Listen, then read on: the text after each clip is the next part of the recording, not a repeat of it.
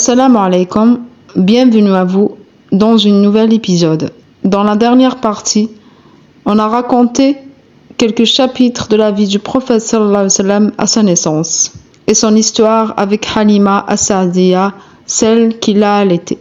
Aujourd'hui, on va continuer de raconter quelques chapitres de son enfance. Commençons, Bismillah. Après que Halima a convaincu la mère du prophète sallallahu alayhi wa sallam de le laisser retourner avec elle, ainsi il vivra encore avec Halima as-Sa'diya jusqu'à ce qu'il atteigne l'âge de 4 ans.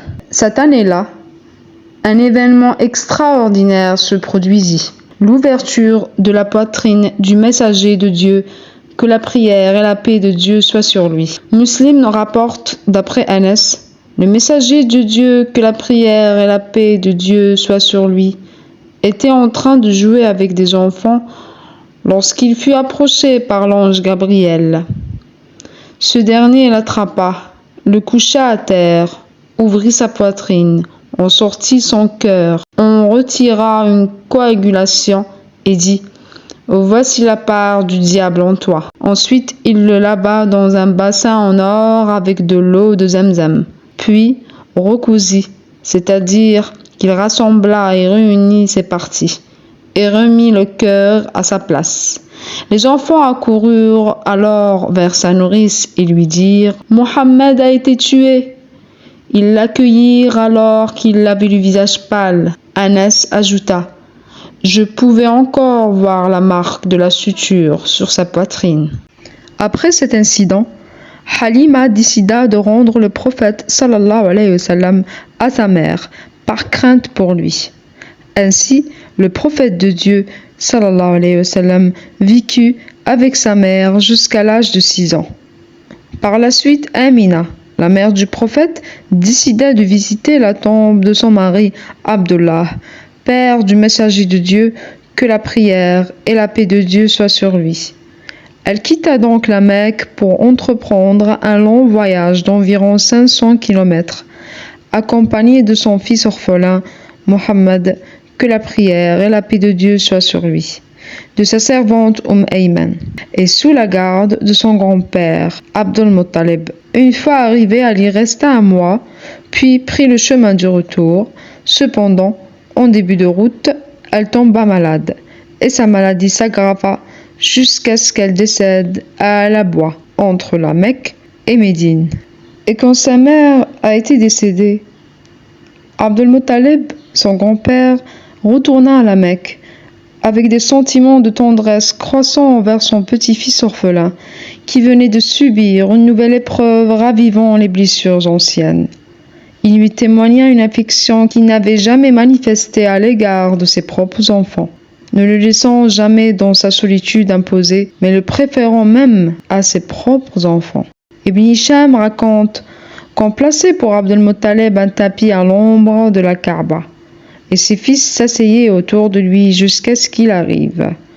Alors, ses oncles voulaient éloigner Mohammed de lui, mais Abdul Muttalib, en voyant cela, leur disait « Laissez mon fils tranquille, car par Dieu, il aura un grand destin ».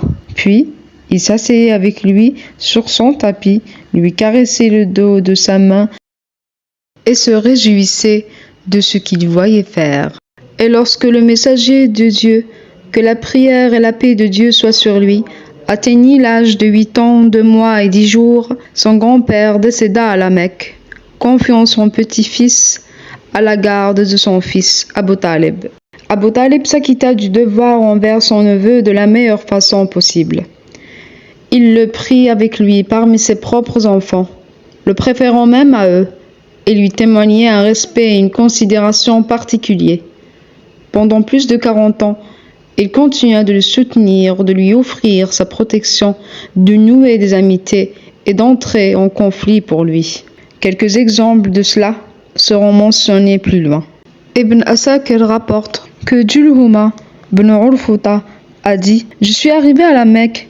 Alors qu'il subissait une sécheresse, les Qurayshites dirent « Ô Abu Talib, la vallée est en manque d'eau et les familles sont dans le besoin. Viens donc demander la pluie. » Abu Talib sortit alors avec un jeune garçon, le prophète, sallallahu alayhi wa sallam, qui ressemblait à un soleil éclatant, illuminé par une clarté qui dissipait les nuages sombres, entouré de jeunes garçons. Abu Talib prit ce garçon, colla son dos à la Kaaba et, en tenant ses bras autour de lui, demanda la pluie.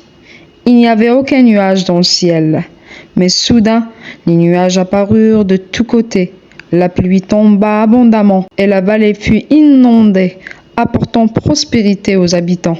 Abu Talib fait référence à cet événement dans ses vers en disant « Celui au visage radieux par qui la pluie est demandée, un refuge pour les orphelins, une protection pour les veuves. » On termine cette partie par ces vers qu'on vient de mentionner, les vers de Abu Talib décrivant la clarté et la lumière qui surgissaient du visage du prophète sallallahu alayhi wa sallam.